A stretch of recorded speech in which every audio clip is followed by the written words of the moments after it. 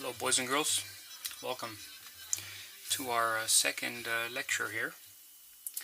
Today we're doing some more incredibly important ideas. We introduce the idea of angles. Well, more important that we introduce the idea of measuring angles. So these corners here, it's what we call angles. Some of them are big, some of them are medium, some of them are small.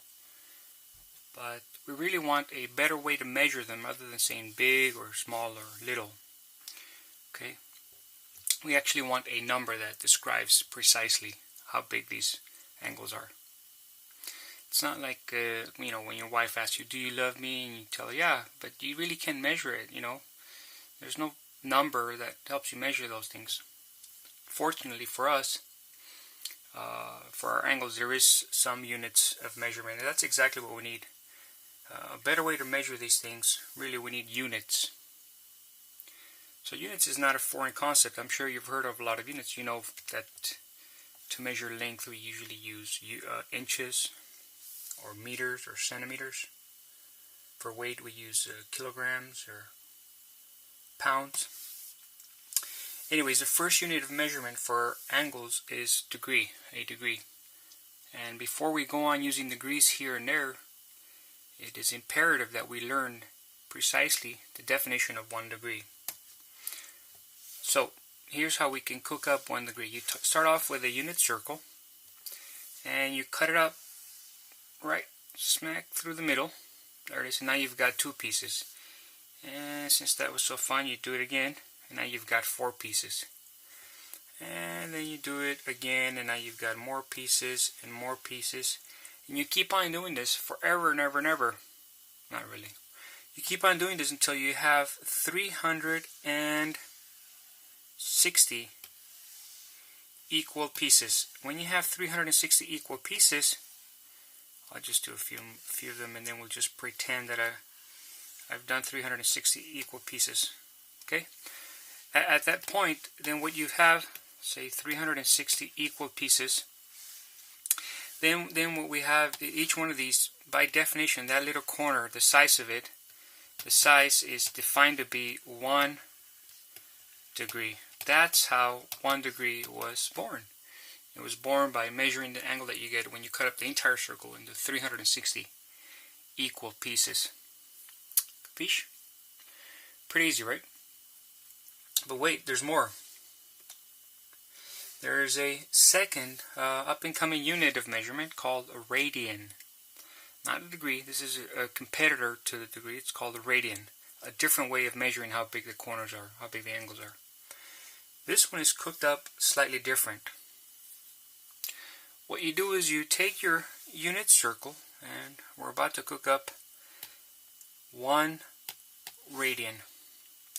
You find the center of the circle and you measure the distance out to the edge of the circle. And of course, everybody knows this is called 1 radius. This is the radius of the circle. So it defines the size of the circle. Now you take this distance, the radius, and you measure it. And we're just going to take some little tool here to measure it. This is a very fancy tool. It's a paper clip, and I'm going to measure the radius, so it goes all the way up to there, and then I'm going to cut it here. I'll try this at home, boys and girls. There it is. That is 1 radius. And what I do is I bend it now. I bend it just a little bit to take on the shape of the circle. And when I bend it and I put it right along the circle here, and I mark the edges. So the edge is right around here. And so this distance, the distance outside is exactly the same as this distance, which is exactly the same as the distance of the radius. It's also 1 radius. So if this was 10 inches, then this would be 10 inches as well. If this was 20 inches, this would be 20 inches as well. And then you mark the end of it, and then you make a line from that end towards the center. And you get a little piece of the pie, a little piece of the circle. This corner right here is about that big, and it would be exactly the same size had the circle been smaller or larger. this corner would still be about the same size. Well, no, it would be exactly the same size if you do this exactly correctly. And that is exactly how 1 radian was born. This corner right here is by definition 1 radian. It's timeless definition. Everybody knows it. 1 radian is the size of the angle created by stretching the distance of one radius along the arc length. Clear? Now, that might seem pretty easy and sort of inconsequential, but nothing could be further from the truth. These two definitions, the definition of 1 degree as 1/360th of a circle, and this definition of 1 radian have timeless consequences, immense, huge consequences. The type of consequences that have preoccupied humans for thousands of years, literally, at least 4,000 years, people have been thinking about these ideas. Not just any old people, I mean, the smartest people that have walked on this planet have been thinking about these things. So, for example, let me tell you some of the huge consequences. Okay? This is not that huge. This is a little tiny consequence. How many degrees fit in half the circle? This is a pretty easy one. Let's see if we can figure it out. Well, let's see. The whole thing, remember, the whole circle had how many of these little pieces? How many of these 1 degree pieces? It had 360. So if I covered up half of them, half the circle, then I would have covered half of the 360 pieces. So I would have covered 180. How many would be left? Of course, 180. So for half a circle, the number of degrees is 180 degrees, which everybody, sometimes you write degrees with a little circle here, or sometimes you actually write 180 degrees. There should be no confusion. These two mean the same thing. So this is why there's a popular saying, oh, so-and-so has made a 180 degree turn. That means if they were going this way, they've turned all the way around and gone backwards. That's a 180 degree turn. But there was nothing special about 360. Everything would have worked out fine if they had cut it up into, I don't know, 172 pieces. But then, it wouldn't. If the whole thing was 172, then half the circle would be half of 172, which would be 86. So instead of doing a 180 turn, you'd do an 86 degree turn, whatever. Anyways, there was nothing special about 360. It just became famous from, I guess, from the period when people were preoccupied with the days of the year, 365, maybe that, or they used to use, in some civilizations, they used to use the base 60 for counting numbers. Anyways, be that as it may, it stuck, it became famous, and this is what we've got now, 1 degree. A little consequence of that is that the half circle now has 180 degrees, half of the 360. But wait, there's more. How many radians would fit in half the circle? Let me rephrase that in a different way. So you take this, remember we said this is one radius, and what you're asking here is how many of these pieces, let me see if I can bring back our little guest here, Mr. Thin. There it is. This is, you can barely see it, I know, but this is 1 radius, and what I'm asking here, whoa, what happened there? What I'm asking here is how many of these pieces would fit along the arc. So if this was 7 inches, or say, let's make it easy, suppose this was 10 inches. Whoa, what happened? How many of these 10-inch pieces could I fit along the side? That's the question. And you might say, well, that's kind of a silly question, but let's see what we get. For sure, you could get at least one of these pieces here. See, common sense. Just take 1. So at least 1 radian fits in half the circle. But you say, whoa, there's room for more. There's room for another one right here, and I still have some part of the half circle left over. So there's at least 2. You say, whoa, there's at least some more here. So you say, whoa, there's more. So there's another one there. There's at least 3 radians. And then you say, well, there's more left over. Maybe not half of it, maybe not even a quarter, but there's a little bit more, maybe 3.1. But then you say, well, if you did that, there'd be a little bit left over. You say maybe 3.14, and if you did that, there'd still be a little bit left over. So you say maybe 3.145, and there'd still be a little bit left over, and maybe 3.15. I'm just making stuff up. All right, this thing would go on forever and ever, and you'd be there all day. And if you try to jump to the next decimal, you'd go over it. So this number becomes really, really difficult to spell out, so to speak, because it has infinite many digits here with no clear pattern. They just go on forever and ever and ever and ever and ever. And so this becomes a problem. This apparently innocent question here, how many radians fit? Well, a naive answer would be, hey, a little more than 3. A little bit more sophisticated answer would be 3.14, but that'd still be wrong. Maybe you could say approximately 3.14. That's okay, but not exactly 3.14. But if you want to know exactly how many radians fit, well, that's a tough question. And that sort of question has preoccupied people for thousands and thousands of years. Let's take a little 2-minute look into it. 4,000 years ago, they had some estimates of how many times this line would fit around. People would say 3.14, and then thousands of years went by, and you see the great period of Greek civilization. Archimedes had an estimate. He said 3.1418, and that was at the height of the Greek civilization.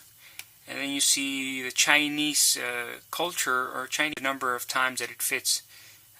You see the Arabic cultures involved. Everybody and their grandmother try to figure out exactly how many times it fits. This is where we're at now, 3.141592, and it goes on forever, ever and ever. I just didn't want to write it all down. This is a huge, huge topic. But the number really can't be named that easily. So a long, long time ago, the following idea became popular. It became popular the following way. So you take the Greek alphabet, and you got a bunch of letters: alpha, beta, gamma, delta. What the Greeks decided to do was to reserve. They said, you know what, we're going to save this one. This one is saved. We're going to reserve it. Reserve it just for the the only purpose of this one is we're going to name this number that cannot be named using decimals. We're going to make a symbol for it. We're going to say, hey, the exact number of times that this radius fits along the half circle, we will call it pi. And so they reserved one of their letters from the alphabet to describe that number, and it became a popular way to refer to it. And so that's how pi was born. Pi was really born to be exact, the exact number of times, the exact number of radians that the exact number of times that the radius would fit around the half circumference of the circle. That's how pi was born. Really, this should be the exact number of times that the radius fits around the half circumference of the circle. That's how pi was born. I told you we had timeless ideas today. Didn't I tell you? How many timeless ideas did we do already? Definition of a degree, definition of a radian, definition of pi. But wait, there's more. So then some more timeless ideas. Consider the following timeless ideas. Suppose you've got a pizza here, and you wanted to know, well, this is a famous question. If the pizza is 7 inches in radius, how many inches, suppose you take the crust, how many inches could you make out of the crust? Well, you could make 7 for sure around here, and you can make another 7 here, and you can make another 7 here. In fact, for half of the pizza, you could make how many 7s? You could make pi times 7 inches, right, out of the top half. Out of the bottom half, you could do the same thing. You could do 1, 2, 3, exactly pi 7-inch pieces. And so altogether, you'd have pi times 7 inches plus another pi times 7 inches. So for a total of 2 pi 7 inches. That's exactly what the circumference is for the circle. And this explains another super famous idea. The circumference of the circle is 2 pi r. That, my friends, that is a direct consequence from the definition of pi. If we define pi as the number of times that the 7 fits, Okay, if it makes pi over here, and then another pi over here, 2 pi r's would be the exact circumference. It's a direct consequence of the definition of pi. I told you. Didn't I tell you? That's why the circumference is 2 pi r. Any old chump can remember the formula. But only humans have the power and the divine dignity to understand. Okay, let's see.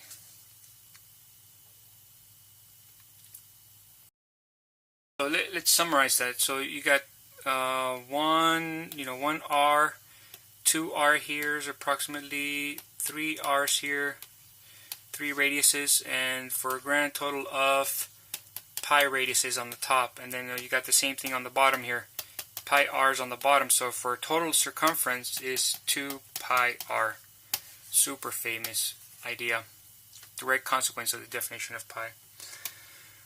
Now we want to spend the next few minutes converting from radians to degrees. You got to be good in both worlds. The world of degrees to measure how big angles are, and the world of radians to measure how big angles are. Let's take one of the most famous exchange rates. We already talked about this one. This one, in how many degrees fit here? 180 degrees. 180 degrees. How many radians fit here? Exactly pi radians. So these two are equal. That makes a very, very important exchange rate. It means that every single time you have 180 degrees, you can exchange that. Give it and exchange it for pi radians. Or vice versa. If you have pi radians, you can give those and exchange them for 180 degrees. This is an equal exchange. Okay? What does that mean? Well, think about it. Suppose you wanted to convert 3 pi. 3 pi. I should mention that sometimes people write 3 pi, and sometimes they write 3 pi radians. The default units for angles is radians. That's by tradition. Sometimes people don't write it down because they don't have to. Everybody agrees that when you've got no units, you got degrees and radians. If none of them show up, the automatic one is radians. That's the default, okay? So here's the exchange rate. So you got 3 pi. Here's the exchange rate. Every single pi, you can give the pi and exchange it for 180 degrees. So I make a little space here and I turn in the pi and I exchange that for, guess, 180 degrees. I can do that. And so that's how I can convert. So this becomes 3 times 180 degrees. So how much is that? That's 300 plus 240. That's 540 degrees. And that's how you can convert using the exchange rate. All I did is take this pi, and the pi can be exchanged for 180 degrees. So I exchanged it and I converted it to degrees. 3 pi is the same thing as 580 degrees. Like that? There's plenty more where that came from. I'll do it again, watch. 720 degrees. Okay? 720 degrees, you think, well, how many 180 degree pieces are there? You see, you go like this. See if we can get this thing going. Can you see that? 720 divided by 180. How many chunks is that? That's 4. Oh, wait a minute. So you say, I can write 720 degrees. That's the same thing as 480 degree pieces. 4 of them. And so then you say, whoa, whoa, whoa. You look at the exchange rate. 180 degrees, 180 degrees. 180 degrees can be exchanged for just pi. Aha, so this becomes just 4 pi, or 4 pi radians. See? The exchange goes both ways. Do it again, watch. Suppose you have some odd number, for example, 2.56 times pi radians. So this would be the same thing as 2.56. I'll leave some space here. I'll write it in red just for purposes, to emphasize. And then you say, okay, that's 2.56, and I'm going to leave some space here. Every single time you've got a pi, you can turn that in and exchange it for 180 degrees. It's an even exchange. Whoa. Let's see if I can erase. Yeah, I can erase. I'm going to make it red. So pi can be exchanged for 180 degrees, it's an even exchange, so now I've changed it to degrees. And then I use my little calculator here. So go 2, I don't know if you can see, 2.56 times 180 degrees. That's 460.8 degrees. See? I told you. That's why they pay me. Very, very important exchange rate. Every single time you've got pi, you can exchange that for 180 degrees, and vice versa. But wait, there's more. What if you have 3/5 of a pi? Well, that's easy. 3/5. I'll leave some space here for the pi. That's 3/5. I'll exchange the pi for 180. So easy I could do it with one hand. I don't even need this. This hand can go on vacation. 180 degrees. So that gives you whatever. So I'll take my calculator. I go 3. Can you guys see it? Let me light it up. 3 times 180 divided by 5. That's 108 degrees. I was going to say that. 108 degrees. I told you it's easy to convert. But wait, there's more. So the whole thing was pi 180 degrees, right? What if you take this 180 degrees and you, boom, cut it right in half? How many degrees would be here and how many would be here? Of course, it'd have to be 90 degrees here and 90 degrees here, because you took all 180 of them and you cut them in half. In the radians world, this is pi radians. The whole thing was pi, and you've cut that in half, so this makes it a pi over 2, and this makes it a pi over 2, which sets up an important correspondence between a 90-degree piece and a pi over 2 piece. These are the same, meaning that there's another famous exchange rate. Every single time you've got 90 degrees, you can turn it in and exchange it for pi over 2 radians. How does that help you? Well, suppose you have to convert 3 pi over 2. Here's a good one powerful way to look at it. You say, oh, I got 3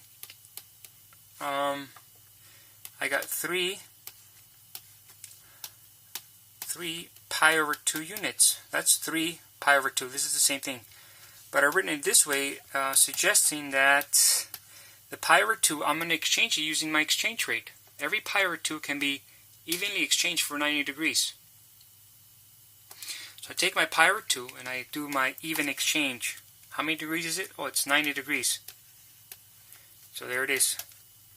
3 times 9. 3 times 9 is 27. So 3 pi over 2 is the same as 270 degrees. See that? By breaking it down into pieces for which I have a famous exchange rate. There's plenty more where that came from. Suppose you have a crazy angle, even a negative angle, like negative 5 pi over 2. You could look at it this way. You say, well, that's negative 5 times pi over 2, right? And you say, whoa, I have a really, really good exchange rate for pi over 2 over here. The really, really good exchange rate for pi over 2 is every pi over 2 can be exchanged for 90 degrees. So, let's exchange it. Whoa. Whoa. Some more things going crazy. Blue disappear. Thank you. 90 degrees. Pi over 2 can be exchanged for that, and so now you have negative 450 degrees. Negative 450 degrees. Told you. Easy, huh? This would be 7 pi over 2, so it'd be 7 times 90. Let's go on to the next one. So this would be 180 degrees. If you cut it into 3 pieces, each piece must be 60 degrees. 60 degrees, 60 degrees. And so you have pi radians. If you cut it into 3 pieces, each one must be pi over 3. Pi over 3, pi over 3, setting up this important correspondence between every 60-degree piece. Every 60-degree angle is exactly the same, as a pi over 3 angle. They're even exchange. It's an even exchange, meaning that you could convert things like 4 pi over 3 with the greatest of ease and elegance, you just think to yourself, well, that's 4 pi over 3 chunks. And every pi over 3 chunk can be evenly exchanged for 60 degrees. So this becomes 4 for what? Every pi over 3 can be exchanged evenly for 60 degrees. So let's do it. Talk is cheap. Exchange it for 60 degrees. 6 por 4, 24. So that gives you 240 degrees. I told you. See why they pay me? Insane amounts of money. Alright, let me see, where are we? Famous exchange rates. This would be pi over 4. I think I've done too many of those already. This would be 45 degrees because this is 90, half of that is 90. This would be pi over 2, half of that is pi over 4. So there you go, another famous exchange rate, pi over 4. How about if you cut it into 1, 2, 3, 4, 5, 6 pieces? 180. Cut it into 6 pieces. 180 divided into 6 pieces. 30. Oh, each one of these is 30 degrees. Well, what does that make over here? Well, the whole thing is pi, so I cut it into 6 pieces, so each one is pi over 6. That sets up another important correspondence. Every 30 degree piece is the same thing as pi over 6. Maybe one example, let's go backwards. Look at the exchange rate. Every 30 degree chunk can be exchanged for pi over 6. You got 210 degrees. How many 30 degree pieces can you make out of that? There's a powerful way to look at it. 210 degrees is the same thing as 7 30 degree pieces. Now why would I take 210, which looks perfectly normal, and rewrite it as 7 times 30? The reason I would do that is a clever way of writing it, because now this 30 degree piece, which I'm going to write this way as a matter of fact to make it even more suggestive. 7 30 degree pieces is the same thing as 210, but when I write it this way, I'm saying, hey, every one of these pieces, 30 degree pieces, I'm going to exchange it for a pi over 6. And so the result will be 7 pi over 6s. So grand total of 7 pi over 6. Okay, you can write it this way, or 7 pi over 6, or 7 times pi over 6. It all means the same. There you go. You converted 210 degrees into 7 of these pieces, pi over 6 pieces. This is a picture of it. Every one of these pieces is 30 degrees. 1, 2, 3, 4, 5, 6, 7. 30 degrees, so that gives you a total of 210 degrees. And every one of these is a pi over 6. So 1, 2, 3, 4, 5, 6, 7 pi over 6. So it would be a picture of exactly the same problem we just did. Okay? And let me see, what else do we have? So this is the even exchange rate. By the way, you can also do, you don't have to do the ones that are famous ones like pi over 6 or pi over 4. You can even do when they're odd numbers. All you do is observe the following.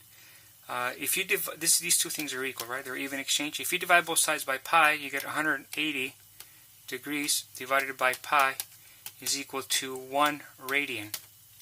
So here's a famous exchange rate. Every single radian can be exchanged for this many degrees.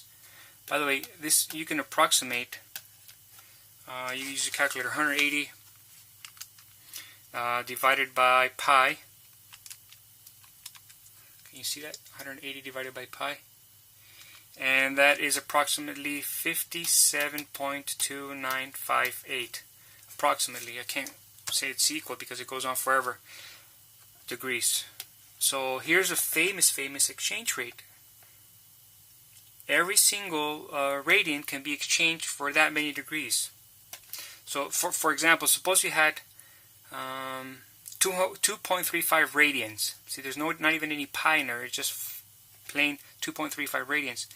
How could you convert that? You could say 2.35, and then I'll do this usually radians, and you say, okay, that's 2.35, and you leave some space here, and you make an even exchange.